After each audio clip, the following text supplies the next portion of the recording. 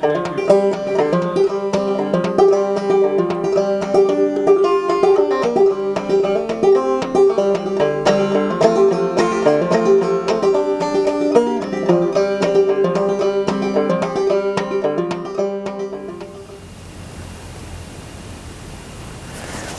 so by now you should have sewn your hides pretty much on three sides, your two hides together, grain to grain. And so, on three sides, and then I left the neck open, and that's where the smoke is going to enter. But the thing is that to smoke your hide, you're going to want to have as much smoke as possible, but with as little heat as possible, because the heat can destroy your hide. So if anything is warmer than what you can touch yourself, whatever could burn your hide pretty much. That's a rule of thumb. And so we're going to attach a little skirt to it, and just to kind of have a buffer between the smoke and the hide itself. And any kind of heavy fabric would work, heavy cotton fabric. So nothing synthetic. Synthetics can burn really easily, so you don't want that. But any heavy fabric like cotton or denim. And what I did for this is that I pretty much just got an old pair of jeans, from the thrift store or whatever, and I just cut the legs roughly at the knees or at the thigh level, about that length. And then I opened up one side of each leg, and then I sewed the two legs together so that I have a large skirt. It's about a foot to a foot and a half wide. And what I'm going to do with it is that I'm going to sew this skirt, to my neck opening, in such a way that the smoke is going to enter through here, be funneled up here, and then, this all being sewn up, then the smoke will enter inside the hide. And so that's what I'm going to do next with this one. Behind me, we have already one hide going, and you can do the smoking process in a lot of different ways. You could dig a hole into the ground about 2 feet deep, but here in the forest, there's a lot of duff, and it's not necessarily safe to do that. You can use some kind of metallic bucket or some terracotta pot as well that would be 2 feet deep. And or you can use a wood stove, and you can use a little wood stove, or if that's all you have, you can use a monster wood stove like this one. But it doesn't need to be that big at all. And so, regardless of the way you do it, you just want to start a fire without your hides being hooked up to it, with sticks or whatever. It doesn't need to be a huge fire, but the idea is just to build a nice bed of coal first. And once the fire is out, in order to produce as much smoke as possible, you need some punky wood. And any kind of punky wood will do, anything that's punky enough that you can just break with your hands, like this, should be punky enough. And you want to break it up, in different sizes, from kind of large marble size to, apple size or something. And you're going to lay a thick layer of punky wood inside, on top of your coals. And using a stove like that, you want as little air blowing onto the coal as possible. So it's better if it's not windy, and if you use a wood stove like that, it's better if all the air intakes are closed up. And if you use a pit, you just want to really put your skirt tightly around it so that there's no air circulation, so that there's no flame. Again, the heat is going to be the enemy of your hide, and so anything that's going to flare up is just going to be really bad. So you want some thick smoke without heat. And so that's pretty much what I did earlier already. I just started a fire, and I just put my punky wood on top of it, and maybe I'll just open up this side and show you that it's smoking heavily in there. So every time you open up something, you got to make sure that it doesn't flare up. And again, if anything, like if your skirt starts taking on fire, just gotta take the whole thing down really fast. So you can see a lot of smoke, hopefully. And you have to check from time to time how your level of punky wood is, so that you always have this heavy smoke. And then what I have here, just a simple tripod that I put up, and there's a string up here, and maybe I'll give you a better shot later on, but there's this transversal bar, and I hung the hide to it. I just punched holes at the very tops of the hide. So if you have your hide like this, you know, I would just take, oops, just inside the corners of it, just so that the skirt would hang down straight, and just hang it like this, opened up. And you don't want any folds, you know, you don't want the hide to be touching itself, so you really want a bag that's going to be nice and open and as stretched out as possible without the two sides touching, because you want the smoke to penetrate everywhere. And so like I said, you're just going to put your, so I was talking about this. And so here, you know, I'm not going to show you now, but I'll show you when I switch it up. I can lower this transversal bar down if I want to take the hide up, otherwise I can hoist it up, and it just stays there. And from time to time, you know, I will check the level of the punky wood, always keeping this heavy smoke. I can just put my hand on top here at the intake and make sure that it's not too warm. You know, again, if I cannot leave my hands there, then it's too warm for the hide. So this is fine. You know, there's some smoke. You want to have your hide bag as tight as possible so that there's not a lot of smoke escaping. Same thing with the seam of your skirt. So here it seems that we're doing fine. And you know, the smoking process varies depending on how heavy the smoke is, and you know, the wind situation, and etc. But anywhere between 30 minutes and 2 hours, you may have to do your hide. It takes very little smoke to actually kind of waterproof your hide. And then after that, it's just a matter of color. You know, you can just have a very lightly colored hide, or if you leave it longer, then, you know, it will get darker and darker, like from a tan color to a pretty deep orange to a brown, really. And so that's kind of up to you how long you leave it in there. You know, you just want a uniform color. And then once you're done doing that side, you know, I'll show you, we'll just flip it inside out, and then we'll get it to smoke again. And yeah, I think that's pretty much it for now. So, you know, we'll get back. Oh yeah, so what I wanted to say is that, you know, if you have little holes, you know, sometimes I put little sticks. I think I mentioned before, if there's little holes that were not worth, you know, sewing up, you can just put little sticks in there, and you see the smoke is kind of escaping through there. And that can be handy to just see the color of your hide. You know, so I can pick inside the color of the hide on the other side. And so right now I'm starting to get a little color. So, you know, I know that I'll get a little longer, and then I can plug it back up with my little stick or a little piece of moss, and then let it go. You never want to be far away from your hide. Like I said, you know, heat is very dangerous. You don't want any flare up. I feel that with the stove, it's fairly safe. But if it's not airtight, you know, if the wind picks up, it could kick up some flame. If you're using, you know, a bucket or a pit, it can be a lot more dangerous to have air coming in and kicking up some flames, which you really don't want. So I'm gonna leave this hide hanging up for a while, and then I'll show you when it's time to switch it up. Okay, so now if I look through a hole, you know, I can see that the inside of the hides are getting a nice color, so it's going to be time to flip them. I'll just show you a couple of details here, how to deal with things. Sometimes, you know, the hide, the shape can be a little weird, and so it folds in weird ways.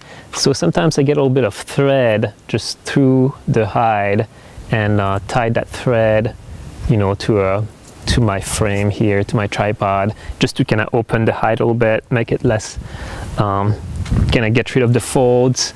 Kind of same thing up there, you know, at the top sometimes it sags quite a bit, and so I have a string up there that just kind of props it up a little bit. You know, I could also have like a third point in the middle where it attaches to the bar there and just kind of opens it up too. So, you know, just, and then in the back there I have a stick too that just props it open. So whatever, you know, it takes to really have the hide open, the inside shouldn't be touching, there shouldn't be any folds. So, you know, it takes a little bit of messing around with them, but just do your best and whatever it takes for that. So I'm just gonna get my little things there off. There we go. And just untie that. See, it still had a lot of good smoke. I'm gonna bring the hide out.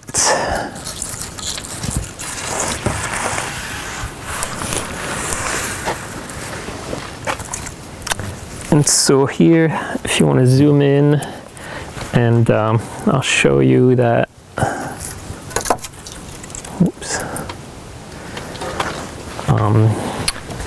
Right here, like I think I said that before, but at the almost to the corners of the hide, you know, I just punched a hole through the very top, and then I put in a little thong through it and made some loops, and that's what attaches to that stick there, you know, which I showed you at the beginning, I think. And so now, you know, I'm removing my little sticks that I use to plug in holes as well. I'm gonna use again. And you know, if you really want to check the color of the hide, you can go through the skirt and open up the hide on the inside, you know, and you can see that it's not really dark at this point. So I could, if I wanted it darker, I could just go let it smoke for longer, but it definitely had a functional smoke. And you know, it's pretty much an art to get your hide smoked well. But I don't really care because I always dye my hides afterwards with black walnut. And so, you know, as long as there's a functional smoke for me, then I don't really care about the colors and little patches. But anyway, at this point, we're going to flip it. And sometimes there's a lot of gunk, you know, on the inside from the smoke. And so you just want to flip the skirt completely so that the hide wouldn't touch the gunk on it. And then from there you can just reach in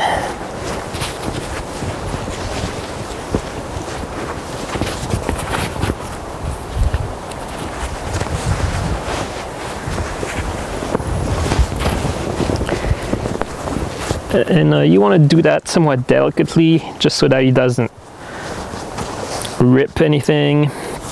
You know, the thread that I use is fairly weak, which will become handy when I want to take everything down.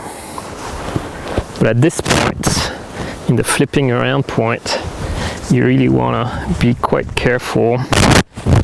If you do rip it, you know, it's not a huge deal. You're just gonna have to redo it. But that's when it's pretty handy to have a fairly wide skirt, and it's pretty easy to just pull everything through.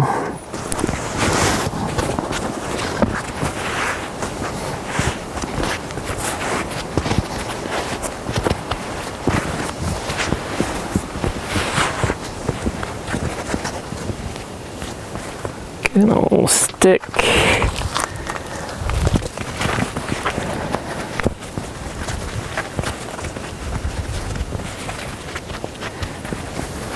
And so you want to make sure all the edges are kind of pulled out. This tend to just stay pulled in. And I'll just go around, make sure nothing is ripped. The corner should be out.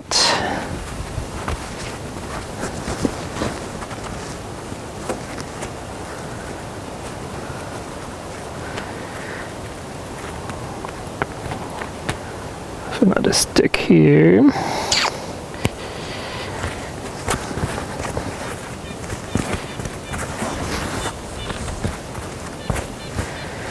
Okay. And then you want to find where your corners are and where your little loop was attached. And you want to pull that back out. So we find it where you had it the first time and pull it through just so that you can hang it again.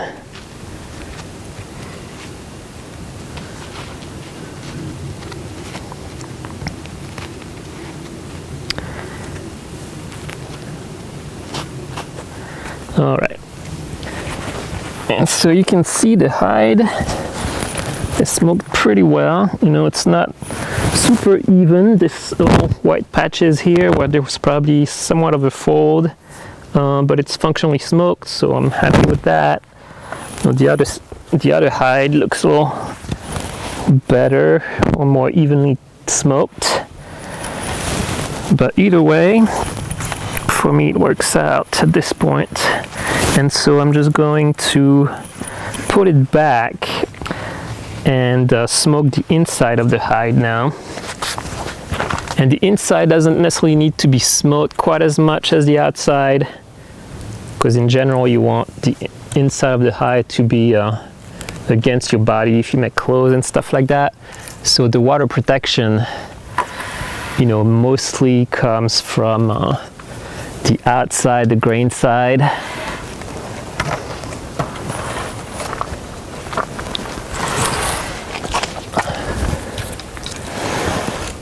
So I'm gonna hoist it up a little bit now, and gonna take the opportunity to switch out my coals. You know, I like when I open up the stove just to make sure that it doesn't flare up. I just put something on top, and so that it doesn't damage my hide if the coals inside flare up.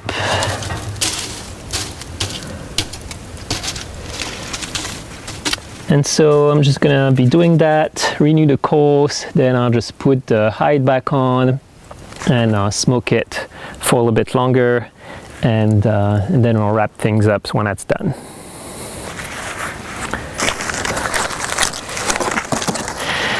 Okay, well, I think that's gonna be doing it here. You know, I've been smoking it on the other side for about an hour now. So I'll just take this off.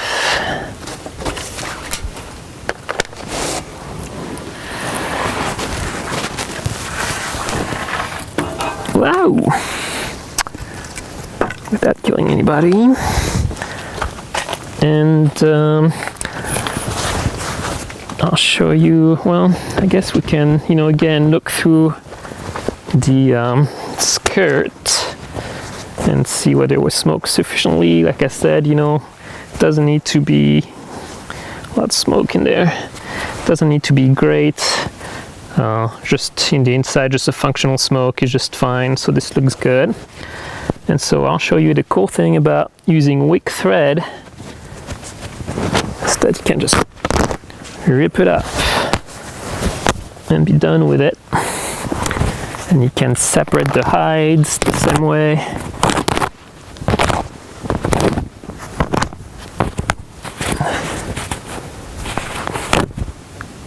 Oops. Of course, you gotta be careful where your hoops are, because those are not.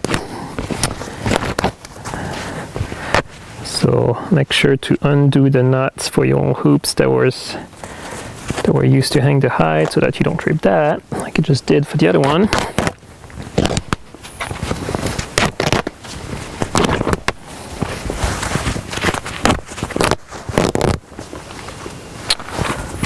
All right, so here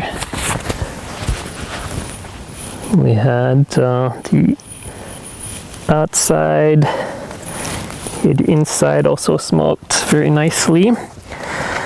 And so that's pretty much done at this point. What I like to do right now is just that it seems that there's some smoke residue that still need to be fixed to the hide. And so I like to let it hang out for a while, just for that to figure itself out and settle into the hide. And what I found is that, you know, if you have some spot that are a little lighter in color, like here, than the rest, that if you just fold, you know, a lighter part against a darker part, and then you know, I just let them hang out in a plastic bag overnight, and it seems that, you know, it's not gonna make a huge difference. You know, that's the smoker is where the huge difference is, but it seems that if I fold the darker parts onto the lighter parts, let them hang out overnight in plastic bags, then it's a little bit redistributes the smoke a little more evenly, and the areas that were lighter, you know, can grab a little of the smoke that was residual there. And so that's what I'm going to do now, fold it better than this and match up dark parts with light parts as much as I can.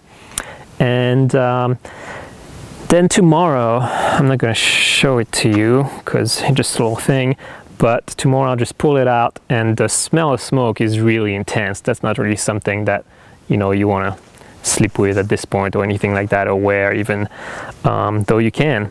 But tomorrow I'll just wash them in a bucket, and you don't need any soap or anything. You know, you'll just put it in water, in cold water or warm water, and you'll see a lot of the smoke color will come out, you know, and those will be all the unfixed smoke molecules that will come out.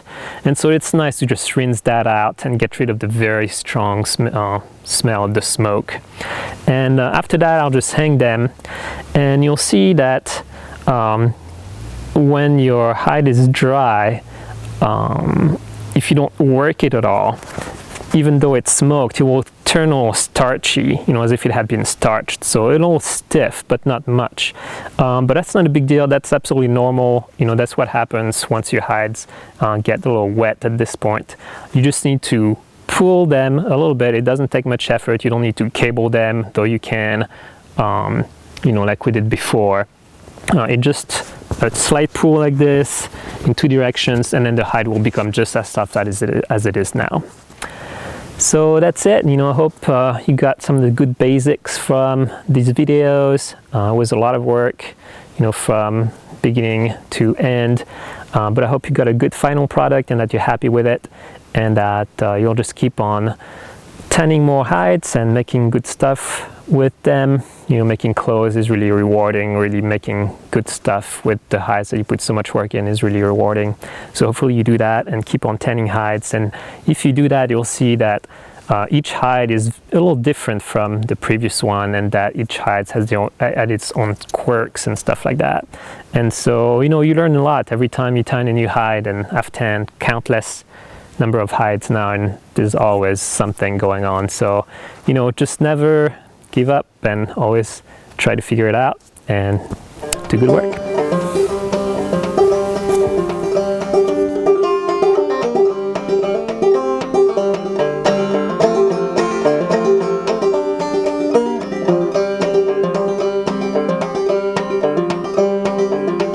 Well, last night